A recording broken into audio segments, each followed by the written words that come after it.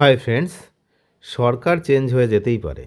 তার মানে এই নয় যে ডিএ দেওয়ার যে অর্ডার সেই অর্ডার চেঞ্জ হয়ে যাবে।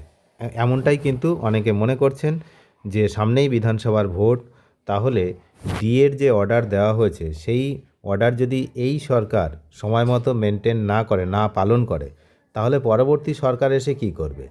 এবং আরেকটি বিষয়, যে ডিএ মেটানোর অর্ডার যদি না মানে, তাহলে যারা শীর্ষ আমলা রয়েছেন, অর্থাৎ যারা secretary, chief secretary, finance secretary, এই সমস্ত যারা রয়েছেন, তাদের কিন্তু জেলযাত্রা পর্যন্ত হতে পারে, এমনটাই কিন্তু হুঁশিয়ারি দিয়েছেন বিভিন্ন সংগঠন মহল এবং থেকে আইনজীবীরা। তো কি বিষয় বিস্তারিত এই ভিডিওতে আমরা জানব। আপনারা জানেন যে ডিএ মামলার যে রায়দান হয়েছে, রায়দান তো হয়েছে, কিন্তু সেই রায় মেনে কখন যে দেওয়া হবে সে বিষয়ে কিন্তু এখনও সবার মনেই কিন্তু সন্দেহ রয়েছে। আর এই বকেয়া ডিএ নিয়ে রাজ্য যে জারি জুরি বিভিন্ন রকম চালাবে, সেটা কিন্তু আগেভাগেই সবাই জানতো, এবং তা থেকেই কিন্তু তারাও গুটি সাজাচ্ছে যে কিভাবে এর ট্যাকেল করা যায় বিষয়টা। তো তার জন্য আপনারা দেখেছেন যে যেদিন রায়দান হয়েছে তার পরের দিনই হচ্ছে সংগ্রামী যৌথ মঞ্চের পক্ষ থেকে সরকারের উপরে চাপ সৃষ্টি করার জন্য আন্দোলন করা হয়েছে। সেদিন কিন্তু আন্দোলনকারীদের হয়ে পুলিশ স্বয়ং নিজেরাই হচ্ছে গিয়ে সেই স্মারকলিপি গিয়ে জমা দিয়ে এসছে। তারপরে আবার হচ্ছে আর একদিন আন্দোলন করা হলো, সরকারের উপরে চাপ বাড়ানোর সৃষ্টি করছে। যেমন আন্দোলন করে চাপ বাড়ানোর সৃষ্টি হচ্ছে, ঠিক একইভাবে বিভিন্ন রকম কিন্তু নজরও রাখা হচ্ছে তাদের গতিবিধির উপরে, কী করছেন। তো সুপ্রিম কোর্টের যেরকম রায় দিয়েছে তাতে পঞ্চম বেতন কমিশনের আওতায় বকেয়া দিয়ে রাজ্য সরকারের যে বিষয়টা, সেটা কিন্তু রাজ্য সরকার অনেক রকম টালবাহানা করতে পারে, কিন্তু আটকাতে পারবে না, এমনটাই কিন্তু সবাই বলছে।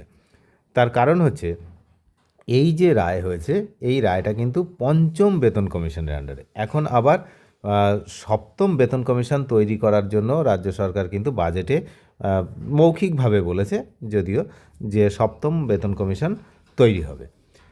কিন্তু পঞ্চম বেতন কমিশনের যে টাকা বাকি, সেটা কিন্তু এই সরকারের যে সব বাকি তা নয়, এটা কিন্তু তার পূর্ববর্তী সরকারেরও বাকি। সুতরাং এই সরকার যদি চেঞ্জ হয়ে যায়, পরবর্তী যে সরকার আসবে তারও বাকি একই বাকি। তার কারণ কেসটা কিন্তু পার্টিকুলার কোনো রাজনৈতিক দলের বিরুদ্ধে নয়, কেসটা সরকারের বিরুদ্ধে। যে মামলার রায়টা বেরিয়েছে সেটা সরকারের বিরুদ্ধে কর্মচারী সংগঠনের জেতা একটি রায়। সুতরাং সরকারে কে এলো না এলো এইটা নিয়ে মাথা ব্যথা করে কোনো লাভ নেই।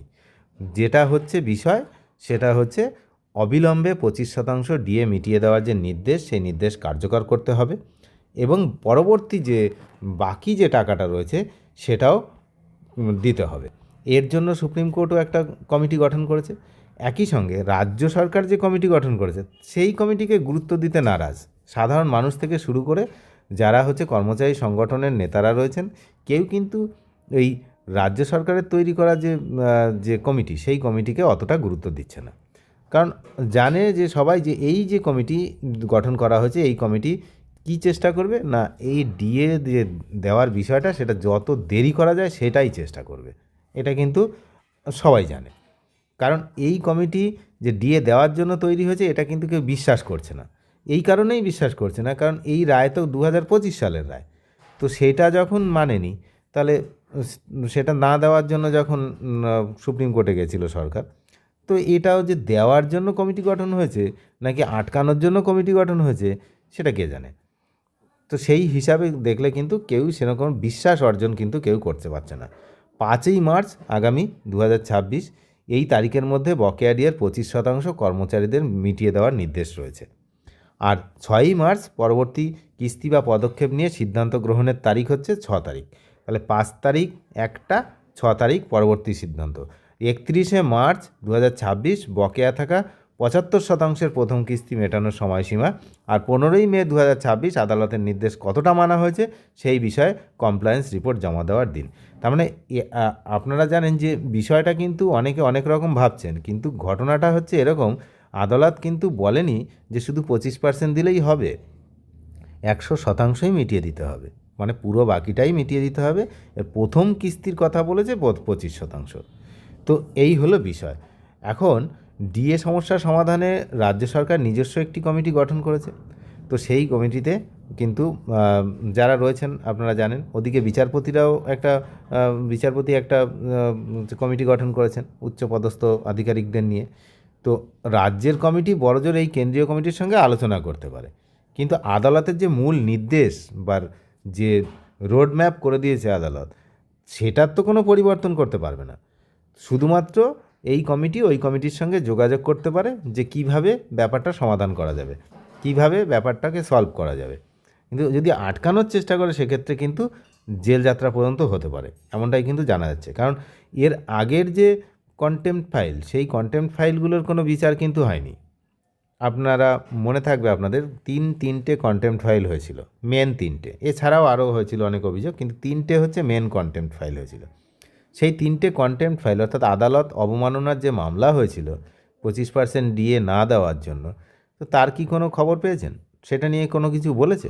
না, কিছুই বলেনি সুপ্রিম কোর্ট শুধু বলেছে যে এই যে রায়টা ছিল সেই রায়টাই ক্যারি ফরওয়ার্ড হবে, শুধু আরও বেশ কিছু অতিরিক্ত নির্দেশ তার সঙ্গে এসছে। তাহলে এবার যদি আবার ওই একই ভুল করে, তাহলে কি এবার শাস্তির হাত থেকে রেহাই পাবে? তেমনটা কিন্তু মনে করছে না কেউই। কারণ একবার যদি ছেড়ে দেওয়া মানে বারবার ছেড়ে দেওয়াটা দেবে, এমনটা কিন্তু মনে করাটা ঠিক নয়। তো সেটা যদি কেউ মনে করে থাকে যে আগেরবার না দিয়ে আমরা কন্টেম্পট ফাইল হয়েছিল সেগুলো কিছুই হয়নি, তো এবার কি হবে, সেটা কিন্তু ভুল ভাবা হবে। তো প্রশাসন যেই চালাক না কেন, সুপ্রিম কোর্টের নির্দেশ উপেক্ষা করার সুযোগ কিন্তু কারোরই নেই। তো এই প্রশাসন থাক নাকি আগামীকাল অন্য প্রশাসন আসুক, সেটা নিয়ে কিন্তু কোনো মাথা ব্যথা করার দরকার নেই। যেটা দরকার সেটা হচ্ছে ঠিক সময়ে ডিএটা দিচ্ছে কিনা সেদিকে আমাদের নজর রাখা। অনেক ধন্যবাদ শেষ পর্যন্ত দেখার জন্য। চ্যানেলে যারা নতুন, নিয়মিত আপডেট পেতে অবশ্যই চ্যানেলটিকে সাবস্ক্রাইব করে সঙ্গে থাকবেন। Thank you.